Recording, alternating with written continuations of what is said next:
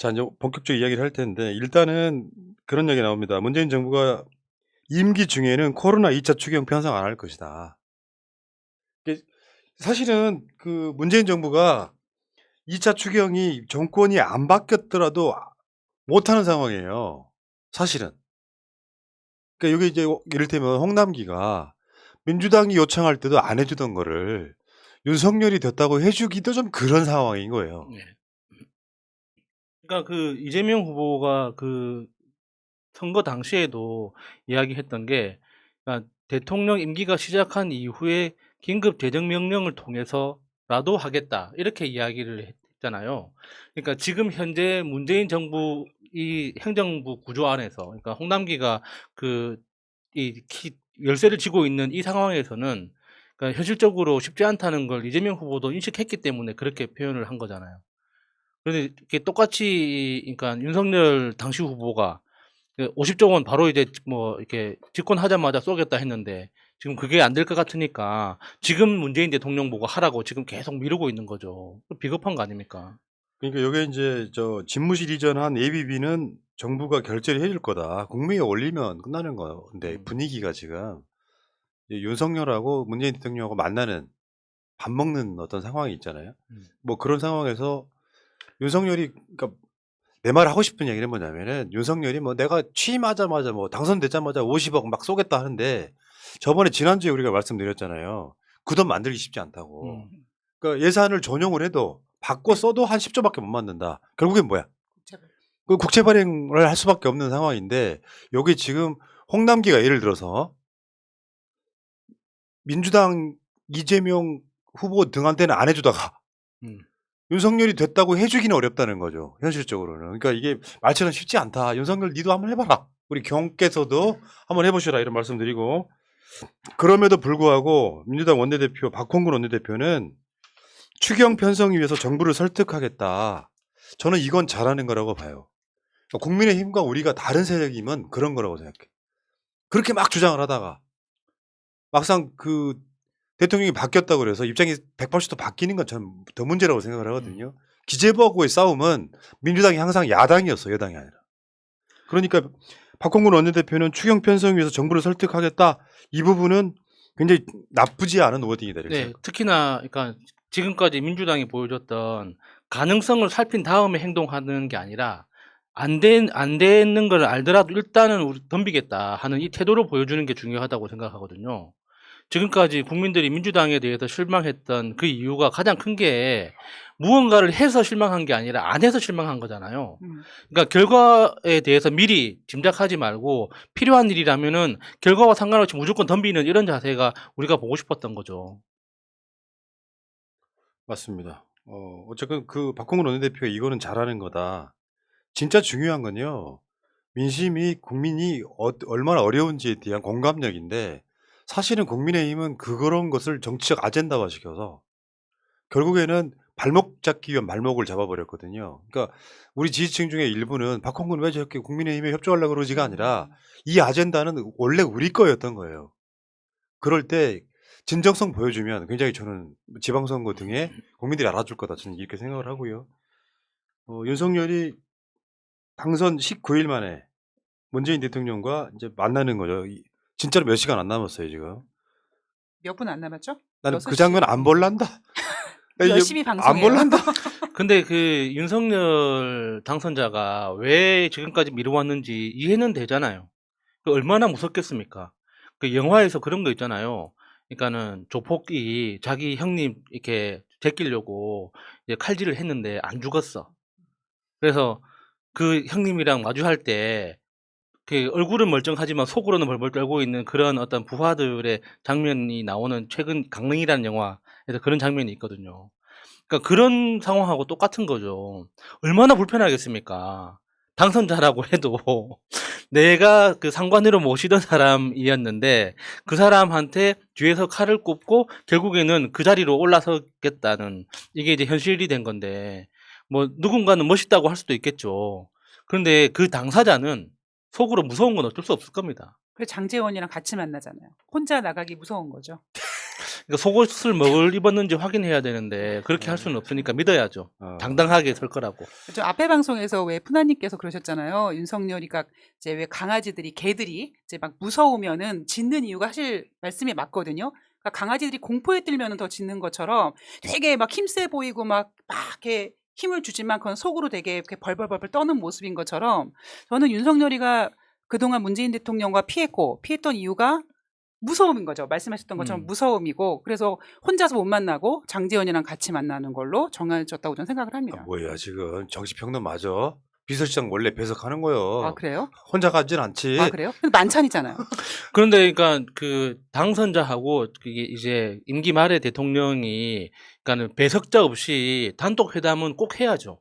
아니 그러니까 그러니까- 그거는 이제 따라는 가는데 네. 옛날에 박근혜 이명박이 그런 식으로 배석자 없이 2번 회동하고 나서 나중에 부정선거 이루어진 거 아니야. 국정원 기무사 동원해갖고. 자 그렇다 치고 그건 넘어가고요. 어쨌건 지금 윤석열이 문 대통령을 지금까지 19일 동안 때렸단 말이에요. 뭐 특히 윤핵관들 어마어마하게 등장을 예. 했잖아요. 그 이야기 그러니까 문 대통령 때리는 이유가 지방선거에 이기려는 목적으로 때리는 거예요. 내가 잘하고 못하고의 문제가 아니라 대선처럼 지방선거도 심판선거 해달라. 그러면서 문 대통령, 문재인 정부를 막 때리는. 그래서 소위 말해서 선거를 윤석열 대 문재인 구도로 끌고 가려는 이런 의도를 보이고 있다. 뭐 이런 이야기고. 그러니까 그런 의도는 충분히 이해하겠는데 음, 그 의도가 먹히려면 뭔가 기대감을 심어줘야 될 거 아닙니까? 음. 그러니까 저 윤석열이 당선되고 나니까 아, 저 사람 우리가 찍어주기 전보다 막상 이렇게 찍어주고 나니까 뭐 잘할 것 같구나 하는 기대감을 심어주면 문재인 대통령을 때리는 게 효과가 생기겠죠. 근데 지금 모든 이슈를 용산 하나로 다 덮어놓고 있는데 이게 무슨 그 의도가 먹히겠습니까? 그러니까 그 말 하려고 그러는 거예요. 예. 안 통한다. 그런 프레임은. 근데 지금 여담을 하나만 말씀드릴게요. 우리가 지금 아까 좀 전부터 기역에 요, 이응, 경을 썼더니 못 알아들으시는 분이 아직도 계셔요. 요거는 저도 뭔가 했어요. 윤석열 이름을 거꾸로 매달아 놓은 거예요. 그러니까 그러니까 요거지 요거. 엄지척은 채널 지금 좋아요고 요거. 그러니까 문재인 대통령이 문자를 거꾸로 뒤집으면 곰자가 되잖아요. 그러니까 그런 놀이를 똑같이 하는 거죠. 예. 자, 그래서 그냥 윤석열 이름 부르기 싫으시는 분들은 경이라고 하세요. 경. 자. 아니, 근데 그런 뭐 윤핵관들이 문재인 대통령과 청와대를 때리는 것이 지금 문재인 대통령의 지지율이 역대급으로 높은 상황에서도 그렇게 때림을 받는 게 본인들이 지금 착각하고 있는 게 그런 거잖아요. 이 여세를 몰아가서 이재명 후보보다 문재인을 때려서 당선이 됐으니까 이 여세로 다음 선거에서도 그렇게 똑같이 먹히겠다. 그렇기 때문에 국민의 반응 같은 거는 안중에도 없는 거예요. 여론조사도 필요 없다고 이야기하는 거죠. 그런데 제가 봤을 때 지금 현타가 오는 게 리얼미터는 날마다 여론조사하는 기관이잖아요. 예. 오늘 나온 리얼미터 여론조사 보면은 이건 역대 없는 상황이에요. 문 대통령 지지율 46.7. 윤석열 국정수행 잘할 거야. 잘했으면 좋겠어. 46. 이런 거 본 적 있어? 더군다나 정권 교체를 당했는데 예. 국민들이 지금 내가 봤을 때 우리나라 국민 중에 한 10% 이상은 지금 손목 자르고 싶다는 사람들인 거예요. 자르면 안 됩니다. 그 보험료 얼마나 많이 나가는데 안 돼요. 나 이런 경우 처음 봤다니까. 내가 지금 80평생에 처음 봐 이거. 내가 일제 강점기 태어난 사람 아니야? 그렇죠. 예. 원래는 지금쯤이면 당선인의 전망이 훨씬 더 높게 나와야 되는 상황인 거잖아요. 그러니까 박근혜 시절에도 뭐 보통 그 전망이 84%, 80% 이렇게 나왔어요. 잘할 것이다 하는 전망이. 근데 저렇게 40% 정도 나오는 건 진짜 정말 역대급이에요. 이것도. 아, 저 자막 만들 때 윤자에다가 경으라고 써야 됐구나 이제. 경. 네. 당선자. 자, 야, 골든 크로스, 레드 크로스, 데드 크로스. 이런 상황이 벌어졌어요. 여러분 이런 거 보신 적 있어요? 아, 진짜 전 주식 시장에서만 봤어요. 근데 정권 말기에 저런 그래프는 나올 수가 없습니다. 누가 당선이 되든지 간에. 야, 이거는 사실 있을 수 없는 일이 벌어지고 있는. 그럼 거예요. 도대체 누가 찍었다는 거예요? 아니 대선이 끝난 지 2주 만에 저렇게 뒤집힐 상황이면 도대체 누가 찍었냐고. 나는 외계인이 아직도 찍었다는 미스터리. 썰이 있더라고요. 그러니까 찍은 사람들이 후회하고 있다는 거죠. 확실히 그런 것 같아요. 이따가 뭐 그 이야기가 다시 나옵니다.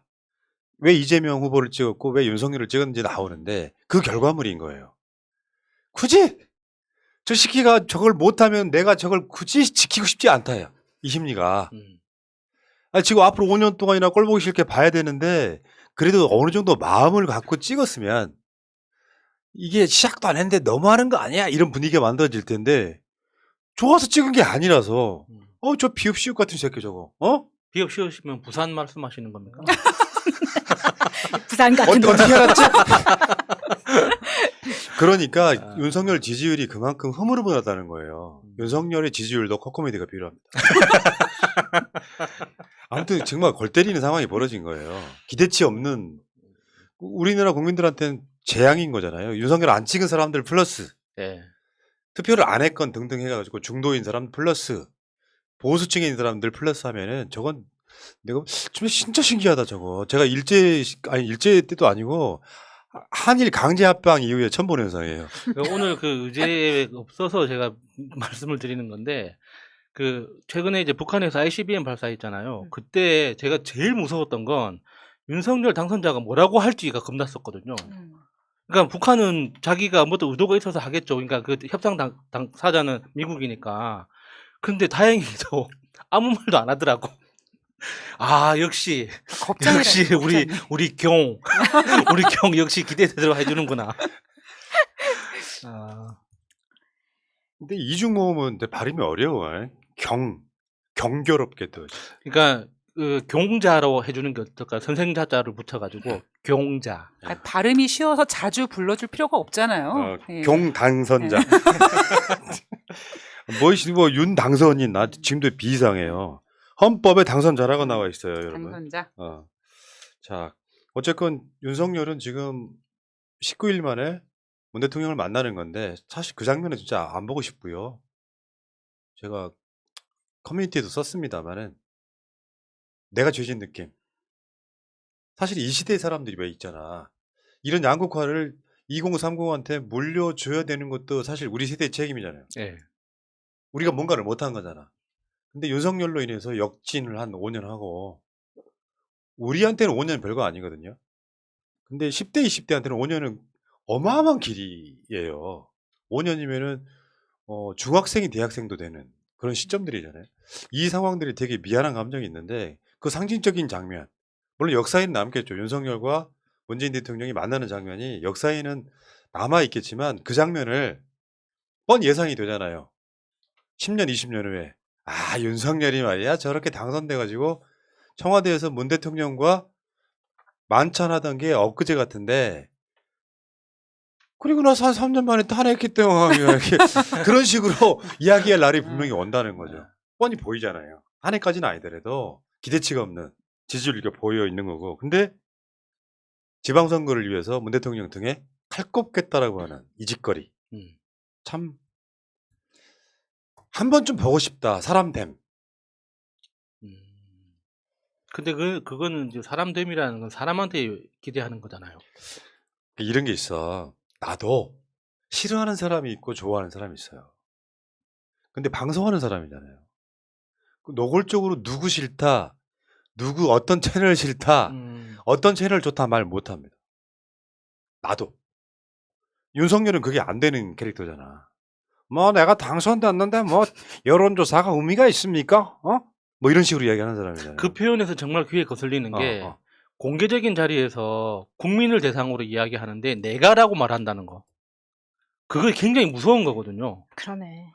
그러니까 우리 방송하는 사람들도 그러니까 문재인 대통령님이라고 안 하잖아요. 문재인 대통령이라고 하잖아요. 그 이야기는 방송을 듣는 사람이 대통령보다 더 높은 사람이니까 문재인 대통령이라고 이야기를 하는데 감히 기자들 앞에서 국민 앞에서 이야기하는데 내가 신경 안 쓴다 이렇게 이야기하는 건 정말 그 근본적인 사고방식에서 문제가 있다고 봐요. 진짜 기본이 안 돼 있네 진짜. 네. 그리고 반말도 은근슬쩍 섞어서 써요. 네. 자, 알겠습니다. 이야기는 여기까지 하겠습니다.